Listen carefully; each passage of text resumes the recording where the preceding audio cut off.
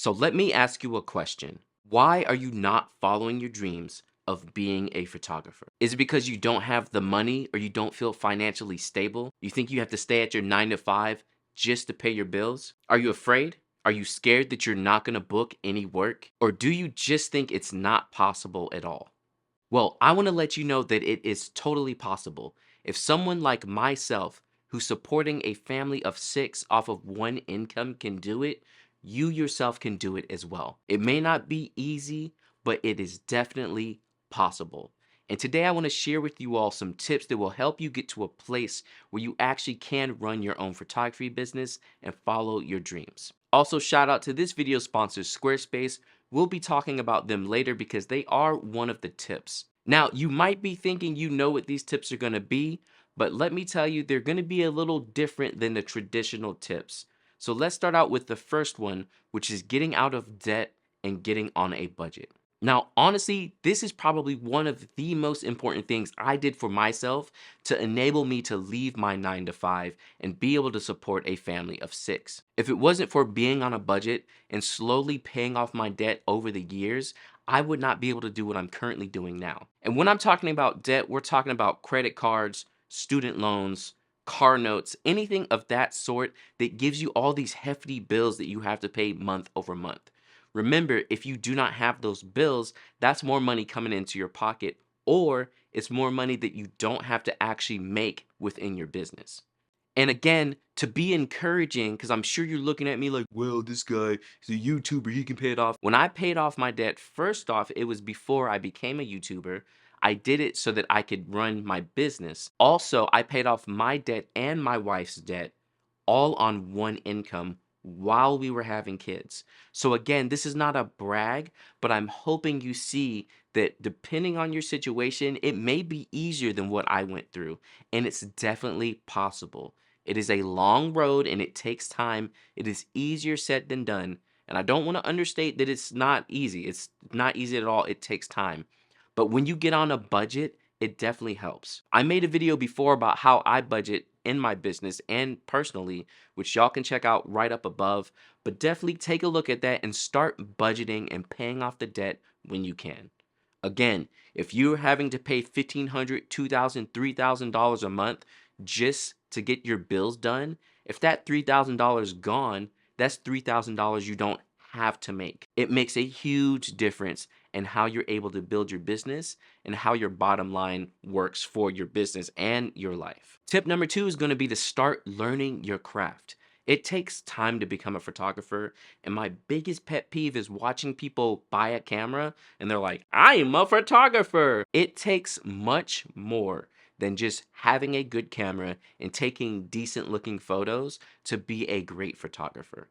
Especially if you want to go into something like wedding photography. There's a lot more than just looking at the photos, taking the photos, and delivering the photos. There's a whole nother subset of things that you have to do, like dealing with your wedding clients, serving them on the wedding day, editing the photos. All this are things that you have to learn. Now, one way I would personally like to help you all out is I do have a bunch of courses and I'm making more where you can learn the craft of being a photographer.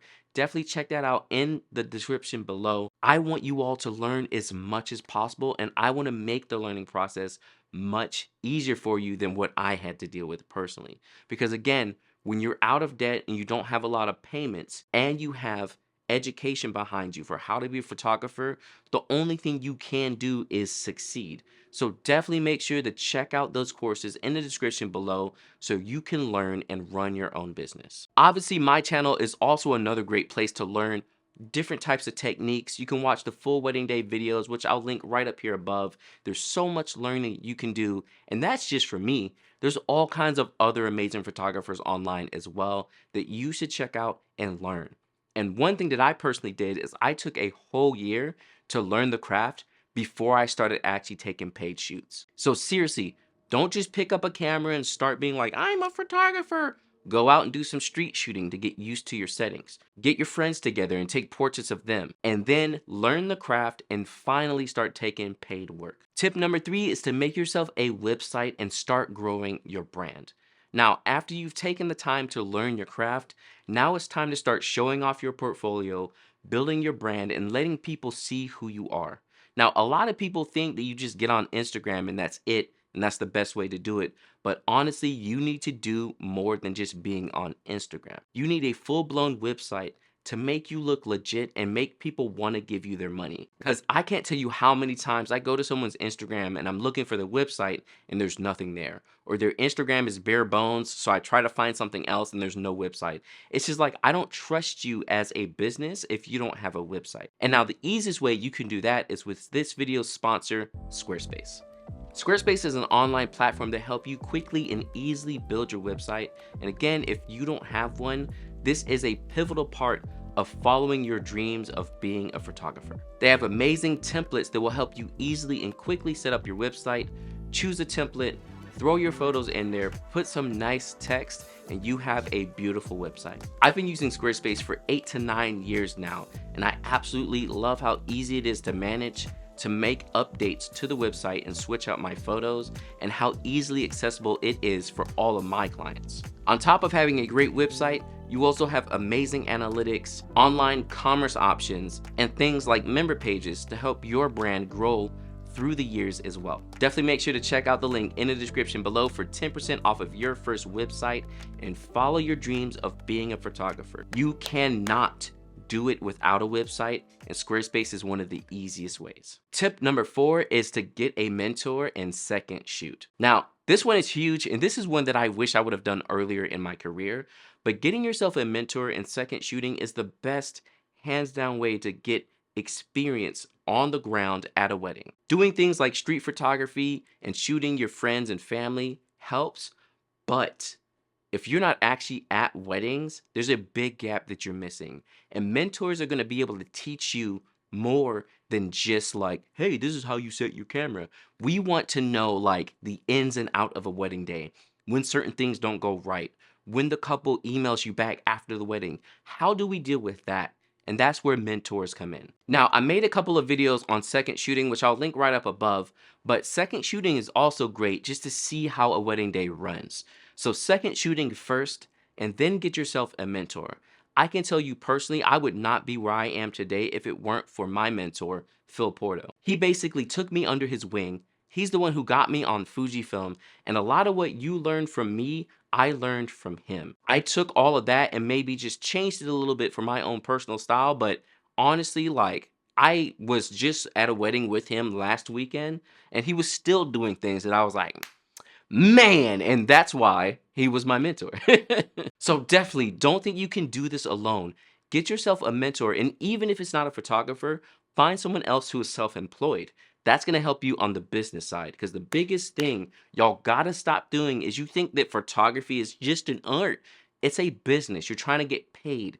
It's a business. Run it like a business and then be good at your photos. That's how it should work. So if you have other self-employed friends, there's a lot you can learn from them as well. And tip number 5 is to be consistent and put in the work. It is going to be hard when you first start, especially when you leave your 9 to 5. You're not going to know what opportunities are coming your way, but unless you put yourself out there and you're consistently doing the work, nothing is going to change for you. Now, again, when I quit my job, I had already been doing photography for 4 years. I was fairly established, but that was in New York City. So I moved to North Carolina and left my day job at the same time. So again, the encouragement I'm trying to give you all here is that leaving your 9 to 5 is hard, but I did it the worst way. You don't move markets that you are already established in and quit your job at the same time. And while you have 2 and 3 kids, and while your wife is not working. You know what I'm saying? That's what I went up against. It was not easy at all, but by being consistent, always being there, putting my best foot forward at every wedding I did, I was able to make it work for the long term. When styled shoots came up, I was there, and I performed as best as I could. At every wedding, I showed up early and put in my best work to get that word of mouth. I was on Instagram. I had a website. Everything was established, and I kept grinding. On top of all that, I had no debt, and I was on a budget. So every month, it wasn't like, oh God, I need to book a wedding or I'm going to starve. It was like, okay, cool. I only need one wedding and then we're good. Everything after that is this excess, which is great. And we know that we're going to be fine and we can pay all of our bills. So again, I hope that you're understanding what I'm trying to convey. I am not saying this is easy at all, but a lot of times it's easier than you may believe it is. If I was able to do all of that while having as much responsibility as I had, it is definitely possible for a lot of you, especially if you're just single and it's just you and that's all you have responsibility for. Anyone else who's self-employed, let me know in the description below what your thoughts are on leaving your 9 to 5 and following your dream of being a photographer. And I hope this was helpful for you all.